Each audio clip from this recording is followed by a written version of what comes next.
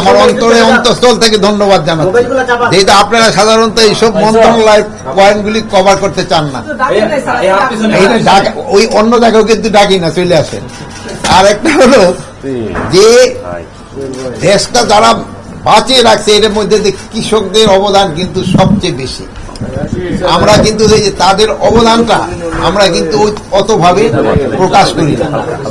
আপনারা জানেন যে আমরা দায়িত্ব নেওয়ার পরেই মানে প্রায় 5টা ডিস্ট্রিক্টে বন্যা হয়েছিল।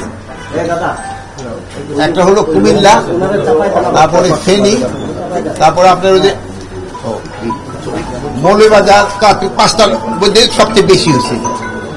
কিন্তু আর টোটাল এফেক্টেড হয়েছিল প্রায় 24টা জেলা। কিন্তু আমাদের কৃষকরা মানে ওখানে কিছু আউশ ধান এবং আমনেরও কিন্তু ক্ষতি হয়েছিল। কিন্তু কৃষকরা এই পরিশ্রম করে তারা এই বোরো ধানের যে আমাদের একটা এস্টিমেট ছিল তার চেয়ে প্রায় 15 লক্ষ টন বেশি উৎপাদন করছে। আমাদের কিন্তু 15 লক্ষ টন কিন্তু বেশি উৎপাদন করছে। তারপরেও দেখা যায় যে বাজারে হয়তো চাউলের দাম একটু বেড়ে যাচ্ছে 2-3 টাকা। তারপরে আপনি দেখেন যে অন্যান্য বার থেকে আমাদের যে একটা রিজার্ভ, ওই রিজার্ভ কিন্তু অন্যান্য বারের থেকে এবার কিন্তু রিজার্ভও অনেক বেশি আছে। তারপরেও বাজারটা কিন্তু হচ্ছে। তারপরে আপনি আরেকটা দেখেন যে আলু, গতবার যে দামে আপনারা আলু কিনছেন, এখন কিন্তু আলুর কৃষকরা কিন্তু আলুর দামও পাচ্ছে না। আমরা চেষ্টা করতেছি কৃষকরা যেন আলুর দামটা পায়, এই জন্য এটা আমরা ওএমএস এর মাধ্যমে যেন আলুটা দেওয়া যায়, এই জন্য আমরা চেষ্টা করতেছি ওএমএস এর মাধ্যমে আলুটা দেওয়া। যেহেতু যদি কৃষকরা দাম না পায়, নেক্সট বার কিন্তু তারা এই উৎপাদনের দিকে যাবে না। এই জন্য আপনারা চেষ্টা করতে হবে যে কৃষক যেন তার ন্যায্য দামটা পায়। এবং পেঁয়াজের ক্ষেত্রে আপনারা দেখছেন গতবার যে পরিমাণ পেঁয়াজের দাম ছিল, এবার কিন্তু কৃষক পেঁয়াজ উৎপাদন অনেক বেশি করছে। পেঁয়াজ উৎপাদন বেশি করা, এবার কিন্তু পেঁয়াজ আমদানি কিন্তু না করেও কিন্তু বাজারটা মোটামুটি স্টেবল আছে। এটি কিন্তু এইগুলি কিন্তু কৃষকেরই কিন্তু অবদান।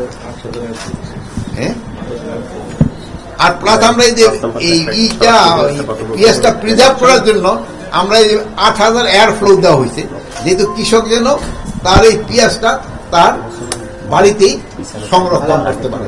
এখন জানেন যে আমাদের কিন্তু পেঁয়াজের ওরকম কোন ওই হিমাগার নাই। প্লাস আমরা এই যে সবজি গানে দেখছেন, শীতের সময় আপনারা দেখেন যে সবজির দাম অনেক সময় অনেক কমে যায়। যেমন মূলা, তারপরে এই যে ফুলকপি, এগুলির দাম, টমেটোর দাম অনেক কমে যায়। আবার এই শীতের সিজনটা যাওয়ার পরেই যে সামার চলে আসে, এটার ভিতরে একটা ট্রানজিট পিরিয়ড থাকে প্রায় 1-1.5 মাসের মধ্যে, যেহেতু শীতের থেকে আবার অন্য সবজিটা আসার জন্য এই সময় কিন্তু আবার সবজির দামটা অনেক সময় বেড়ে যায়। একটা হলো যে সময় দামটা কমে যাচ্ছে, কৃষক কিন্তু দাম পাচ্ছে না। আবার যে সময় দামটা বেড়ে যাচ্ছে সেই সময় কিন্তু তার ওই ফলটা। এই জন্য আমরা কিন্তু ওই যে 100 মিনি কোল্ড স্টোরেজ এবার আমরা স্থাপন করার আছে। হয়তো আমরা এই মানে নেক্সট মৌসুমের আগে আমরা হয়তো এটা কমপ্লিট করতে পারবো। এটা হলে মানে এবার তো প্রথম, হয়তো পরে এই সংখ্যাগুলি আস্তে আস্তে আরো বাড়তে থাকবে, একবারে তো আর করা যাবে না সব। যে পরীক্ষামূলক ভাবে তারা হয়তো এই সবজিটা রেখে দিল, ধরেন 1 মাস রেখে দিলে কিন্তু ওই সবজিটা কৃষকের দামটা পেল, প্লাস আমরা যারা ভোক্তারা তারও একটা ন্যায্য মূল্যে এই জিনিসটা পাবে।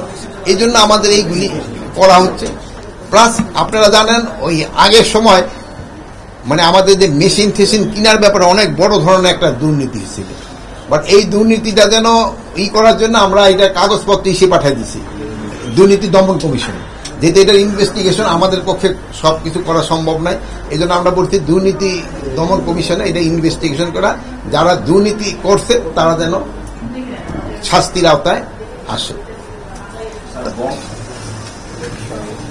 তারপরেও আরেকটা জিনিস ভালো কথা, সারের ক্ষেত্রে আমাদের দেশে ধরেন যে ডিএপি যে সারটা আছে আর যে ইউরিয়া, যেমন ইউরিয়া সারটা 20%, ওই যে ডিএপি সারের ভিতর কিন্তু ইউরিয়া 20% থাকে। তা আমাদের কৃষকরা এখন আমরা করতে শিক্ষা করাইতেছে, ট্রেনিং করা হইতেছে, তাকে জানানো হচ্ছে যে ইউরিয়া সার এখন আপনি ধরেন যে 1 কেজি দিলেন, এখন আবার ওই ডিএপি সারের থেকে যদি 1 কেজি দেন, ওটারও কিন্তু 20% মানে ওই 200 গ্রাম চলে দিতেছে। তো যেখানে ধরেন আপনার 100 গ্রাম লাগে, ওখানে 120 গ্রাম পড়ে যেতেছে ইউরিয়া। এই জন্য ইউরিয়া সারে আবার কিন্তু আমার ওই জমির ইটা যে টপ সয়েল কিন্তু নষ্ট করে দেয়। এই জন্য এই সার ইউরিয়াটার ব্যবহারটা একটু কমানোর জন্য চেষ্টা, প্লাস ওভারঅল সারের ব্যবহার কমানোর জন্য আমরা চেষ্টা করতেছি। প্লাস এখন আমার একটা নতুন একটা অ্যাপও আবিষ্কার করা হয়েছে, যেখানে খামারি অ্যাপ, ওখানে আপনি ওই জায়গায় দাঁড়ায় ওইটা ধরলে এই জমিতে কি পরিমাণ কোন ধরনের সার লাগবে ওইটাও তারা বলে দিতে পারতেছে, এবং ওই এলাকায় কি পরিমাণ কোন ফসলটা ভালো হবে ওইটাও বলতে পারতেছে। বাট এটা যেন আরো ইমপ্রুভ করা যায়, এখন এটা চলতেছে, বাট এটা আরো যেন ইমপ্রুভ করা যায়, এই জন্য আমাদের কিন্তু কাজ চলছে। সারের যাদের ক্ষেত্রে সারের লাইসেন্সের ঝামেলা করছে যারা, তাদের আমরা বাদ দিয়ে আমরা নতুন হিসেবে দিতে। আপনারও যদি কারো আপনার যদি কোনো ভালো লোক থাকে আপনারা নাম দিতে পারেন, আমরা তাকে নিয়ে আমরা জানি যে বিগত সরকার আমাদের যে সকল সারের লাইসেন্স দেওয়া হচ্ছে প্রত্যেকটি রাজনৈতিক বিবেচনায় সবাইকে, প্রত্যেকটা জেলা এই বিষয়টা আপনারা কিভাবে দিতে? আরেকটা হচ্ছে আমাদের এখানে একটা সুবিধা হচ্ছে আমাদের তো কোনো রাজনীতি বিবেচনা নেই, এই জন্য আমরা যারা ভালো লোক তারাই দেওয়ার চেষ্টা করবো। একটা নীতিমালাও আছে, এই ক্ষেত্রে যদি আপনাদের কাছে কোনো ভালো লোক থাকে আপনারা তার নামও দিতে পারেন।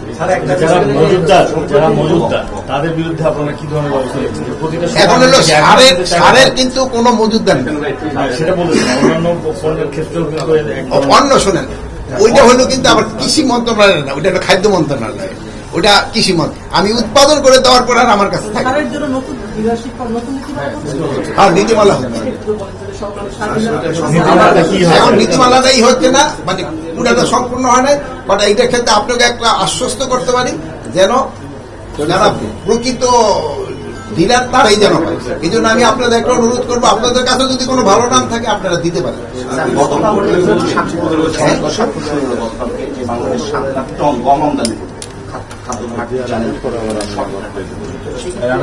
এখানে আমাদের যে গমের যে রিকোয়ারমেন্ট ওইটা কিন্তু বাংলাদেশে পারে না। আপনারা জানেন আমাদের গম আমদানি সবসময় করতে হয়। আমাদের যে এস্টিমেট যতটুকু ছিল উৎপাদন ওইটা আমাদের হয়েছে, কিন্তু আর খাদ্য মন্ত্রণালয় ওইটা বলতে পারবো যে তাদের এস্টিমেট কত এবং কতটুকু তাদের আমদানি, তাদের কোনো ঘাটতি নেই। আপনাদের ক্ষেত্রে একটা সব কথা, আমরা যেসব দায়িত্ব নেওয়ার পরে মানে অনেক সার আমদানি করা হয়েছিল যেটার পেমেন্ট করা হয় না, এই জন্য আমরা এরকমও ফেস করছি যে ওই জায়গা থেকে লোড করা বন্ধ করছে। ইভেন দেখা গেছে যে সে চিরাগাং আনলোড করছে কিছু, আবার মংলা গিয়ে আবার আনলোড করে নেই, বলে পেমেন্ট করা। কিন্তু আল্লাহ দিলে আমরা এখন এই কেউ আমাদের কাছে কোনো বিদেশে কেউ কোনো টাকা পাবে না। আগামী নভেম্বর পর্যন্ত আমাদের যে এই আছে সারের কোনো রকমের সংকট হবে না। সম্প্রতি যে অতিবৃষ্টি হলো বিভিন্ন জেলায়, সেখানে কি আপনি মনে করেন ফসল হানি হয়েছে? হ্যাঁ, এখানে যে অতিবৃষ্টিতে এখানে আমরা এস্টিমেটও করা হচ্ছে, ওখানে যে পরিমাণ মানে স্পেশালি এই অতিবৃষ্টি এবং এই যে ফেনী এলাকায় এখানে কিছু সবজি বেশি ক্ষয়ক্ষতি হয়েছে, সবজির পরিমাণ একটু ক্ষয়ক্ষতি, আর বীজতলাও কিছু ক্ষতি হয়েছে। আর এলাকা মানে ওই মানে পাকা ধানের ওই রকম নয়, বাট ওই বীজতলাগুলি এবং অন্যান্যগুলি আমরা কভার করতে পারবো আল্লাহ। আর আমি তো আজকে কৃষি মন্ত্রণালয় দিচ্ছি, আপনি তো ওখানে কৃষি গোপালগঞ্জের কৃষি থাকলে বলেন। না না, আমি আজকে বলছি আমি শুধু কৃষি ছাড়া আমি কোনো কিছু। আবার প্লাস আমরা এই সারের জন্য মালয়েশিয়ার সাথে যেহেতু সারের মার্কেট কিন্তু বিদেশে আবার বেড়ে যাচ্ছে, এই জন্য আমরা আবার নতুন কন্ট্যাক্ট করতেছি অন্যান্য দেশ থেকে যত কম দামে আমরা সার আনতে পারি। আচ্ছা, ভালো থাকেন।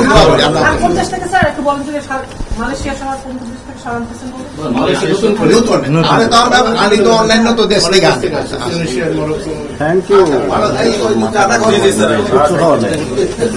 খাওয়াইছে ভালো লোক আছে।